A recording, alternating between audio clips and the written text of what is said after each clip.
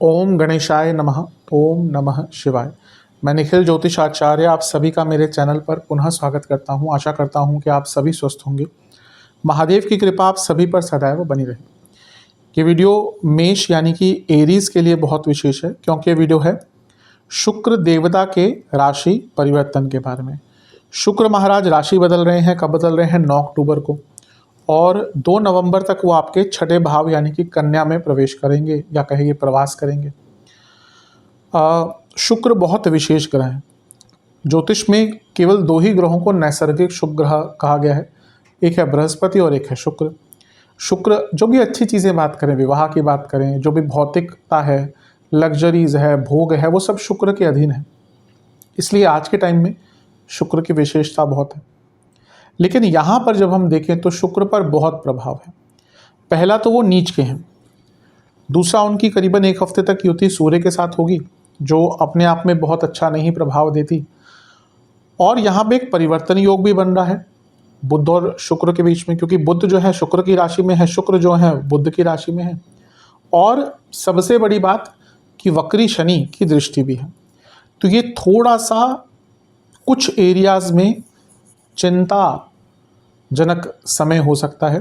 कुछ जगहों पर इसका अच्छा प्रभाव भी होगा, लेकिन कुछ जगहों पर इसका बुरा प्रभाव भी होगा। और यही विवेचना कहीं ना कहीं इस वीडियो में हम करने का प्रयास करेंगे। बहुत सारे फैक्टर्स इन्वॉल्व हैं। परिवर्तन योग है, सूर्य का साथ है, शनि की दृष्टि है, तो क्या एरियाज पर इसका आपके जीवन पर प्रभाव पड़ेगा, ये विवेचना करेंगे। लग्न राशि चंद्र राशि मेष है, दोनों ही गाइडेंस से राशिफल को देख सकते हैं। जहाँ से ज़्यादा सूट और रिलेट करता है वहाँ से देखिए। व्यक्तिगत तौर पे मेरा मानना है लग्न से देखेंगे तो अच्छा। इनकेस नहीं पता है आपको अपनी लग्न राशि, तो आप अपनी चंद्र राशि से भी इसको देख सकते हैं। शुरू करते हैं इस अत्यंत महत्वपूर्ण राशिफल का। शुरू करते हैं। सबसे पहले तो नीच के शुक्र हो रहे हैं। मैं इस चीज़ को कई बार समझा चुका हूँ कि नीच का ग्रह बुरा नहीं होता, और नीच का जो अर्थ निकालते हैं लोग, या एक जो भावना आती है नीच का सुन के, तो बहुत बुरा सा आता है। क्योंकि जो संस्कृत में हर एक शब्द के कई मतलब होते हैं। तो नीच का अभिप्राय जो यहाँ पे है, क्योंकि देखिए जो शब्द का उपयोग है ये हमने नहीं किया, ये ऋषि मुनियों ने किया था। जो आप ज्योतिष के शास्त्र पढ़ेंगे तो उसमें नीच शब्द का ही उपयोग है। लेकिन ये ज्योतिष की या व्यक्ति की बुद्धिमत्ता या अपना उसकी नॉलेज के ऊपर बेस्ड होता है कि वो उसका क्या मतलब निकालता है। तो नीच का एक मतलब अधम भी होता है, नीच का मतलब एक हीन भी होता है। तो अगर हम ज्योतिष के अभिप्राय में बात करें तो नीच के ग्रह का मतलब होता है जो अपनी गुड क्वालिटीज़, जो उसके अच्छे कारकत्व होते हैं उसमें कमी लाने वाला होता है। जो उसकी अच्छी क्वालिटीज़ होती हैं उसमें कमी आ जाती है, उसको नीच का ग्रह कहा जाता है। इसका मतलब ये बिल्कुल नहीं है कि नीच का ग्रह बुरा होता है, बल्कि कहीं कहीं पे नीच के ग्रह को कुटिल भी कहा गया है, यानी कि जो बहुत चालाक होता है। और आज के टाइम में अगर आप कुटिल हैं, आप थोड़े से चालू हैं, थोड़े से चालाक हैं, तो बहुत अच्छा रहता है। इसलिए नीच का ग्रह बुरा नहीं होता, लेकिन हाँ उस ग्रह की जो अपनी कुछ खूबियाँ होती हैं, कुछ जो अच्छे पॉइंट्स होते हैं उसमें कमी आती है। यहाँ पर अगर हम बात करें, पहले कुछ अच्छी चीज़ों की बात कर लेते हैं, फिर आएंगे थोड़ा सा नेगेटिव चीज़ों पर। धन स्थान के स्वामी हैं और वो अर्थ त्रिकोण में बैठे हैं।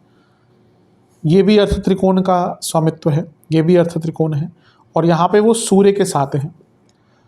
कार्य क्षेत्र में कुछ अच्छा काम करने का अवसर मिल सकता है, क्योंकि सूर्य 10वें से अष्टम के स्वामी हैं, और जो शुक्र हैं वो, जैसा मैंने कहा, 2 अर्थ त्रिकोण को यहाँ पे संबोधित कर रहे हैं।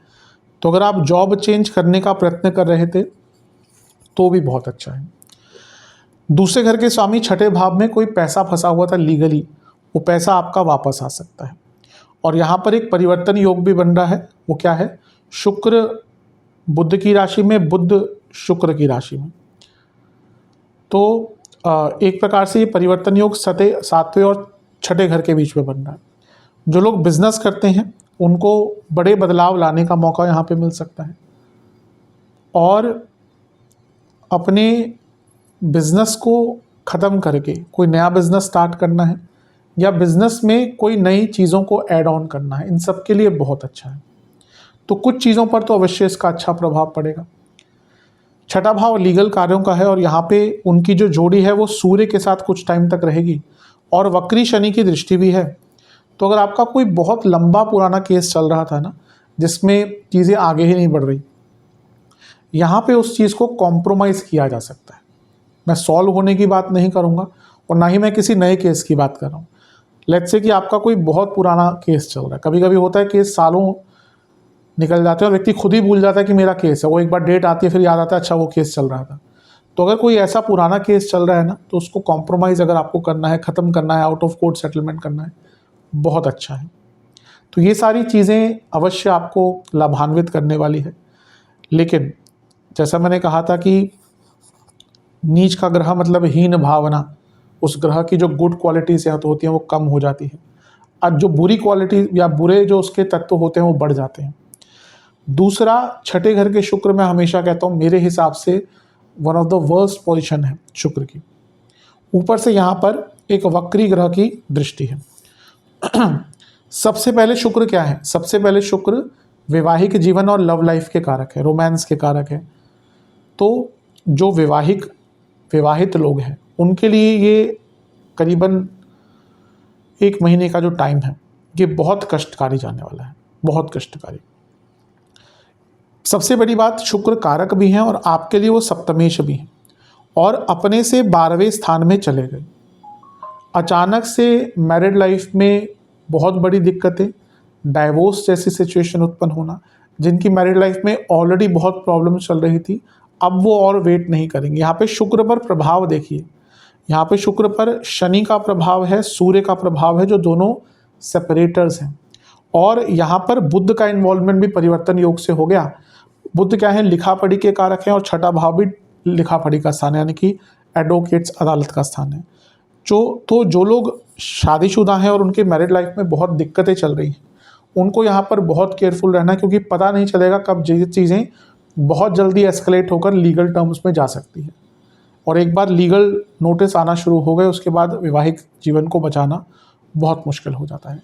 इसके साथ ही सप्तम भाव आपके पति या पत्नी का है, उसके जो स्वामी हैं वो नीच के भी हैं और अपने से 12वें घर में हैं और यहाँ पर उनका परिवर्तन योग हो रहा है शुक्र बुध से, जो खुद छठे घर के स्वामी हैं। आपके पति या पत्नी की सेहत भी बिगड़ सकती है, उनको इंजरी के भी योग बन जाते हैं।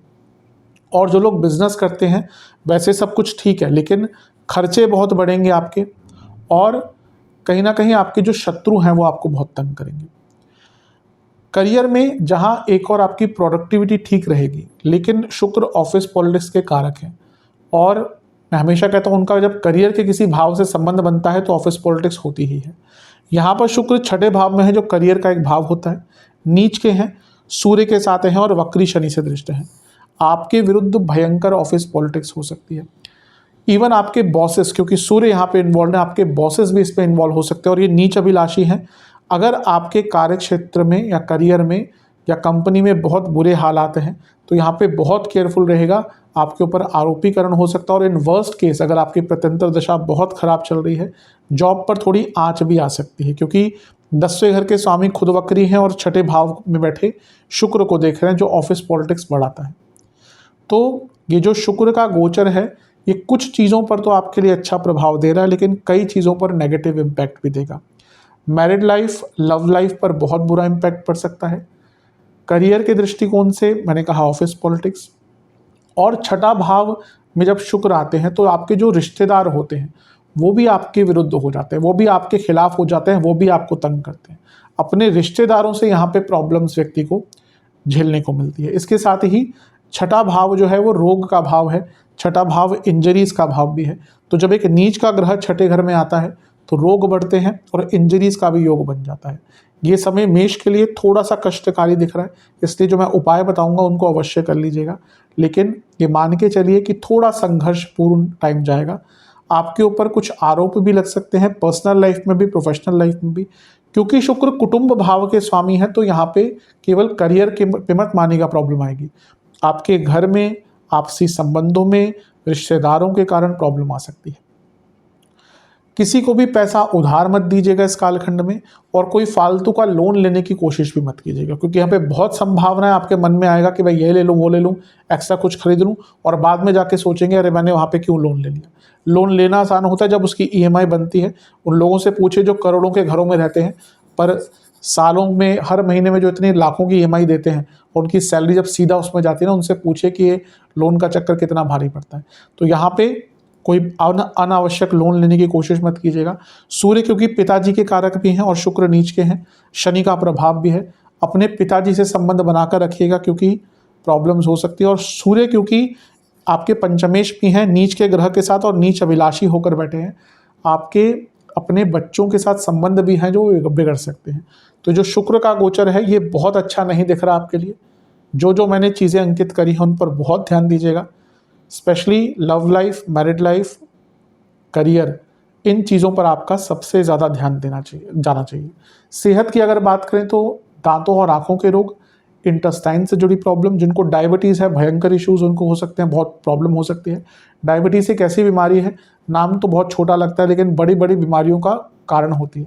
आज हमारा देश इतना ग्रसित है डायबिटीज़ से कि हर तीसरा व्यक्ति, हर चौथा व्यक्ति डायबिटिक है, और उसके कारण बहुत कई प्रकार की प्रॉब्लम आती है। तो अगर आपको डायबिटीज़ है, बहुत ज़्यादा केयरफुल रहेगा, हार्मोनल इश्यूज संग कर सकते हैं, और छोटे मोटे इंजरीज़ के योग भी आपके लिए यहाँ पर बन रहे हैं। तो ये शुक्र का गोचर थोड़ा सा ऑन द नेगेटिव साइड है, इसके लिए बहुत केयरफुल रहेगा। अच्छा, शनि की अगर बात करें तो वो वक्री हैं। जब शुक्र वैसे ही नीच के हैं और शनि का प्रभाव आता है ना, तो जीवन में एक नीरसता आ जाती है, स्पेशली छठे घर के शुक्र। तो आप देखेंगे जीवन ना बहुत नीरस सा भी हो जाएगा, आपको लगेगा कि कुछ आनंद नहीं है, कुछ उमंग नहीं है। इसलिए आपको अपने मानसिक दृष्टिकोण पर भी बहुत ध्यान देना पड़ेगा। पॉजिटिव रहिएगा और पॉजिटिव लोगों के साथ टाइम बिताइएगा और अपने आप को सचेत रखिएगा। थोड़ा सा, जैसे मैंने कहा, सेंसिटिव गोचर आपके लिए दिख रहा है। कुछ उपाय बताऊंगा, अवश्य उनको फॉलो कीजिएगा। उपाय की बात करते हैं। ये उपाय आपको एक ही बार करना है, किसी भी दिन कर सकते हैं। दुर्गा जी के मंदिर में चावल, इत्र और इलायची का दान कीजिएगा। वहाँ पे उपयोग जो भी प्रसाद आदि बनता है उसमें हो जाए, और कुछ दक्षिणा अर्पण करके आइएगा। महादेव का आपको पंचामृत से अभिषेक करना है। उस पंचामृत में गुलाब जल अवश्य डालिएगा। इस द्रव्य से अभिषेक करने के बाद जल से अभिषेक कीजिएगा। घी का दिया एक अर्पण कीजिएगा महादेव को, और बेसन के हलवे का या बेसन की बर्फ़ी का भोग लगाइएगा। फिर वहीं पर बैठकर आपको शिव चालीसा का 2 बार पाठ करना है, गौरी चालीसा का 2 बार पाठ करना है, और ओम शुक्राय नमः मंत्र का 108 बार जाप करना है। ये उपाय कर लेंगे तो शुक्र का जो गोचर है, जो थोड़ा नेगेटिव आपके लिए दिख रहा है, इसका प्रभाव थोड़ा सा पॉजिटिव अवश्य हो सकता है।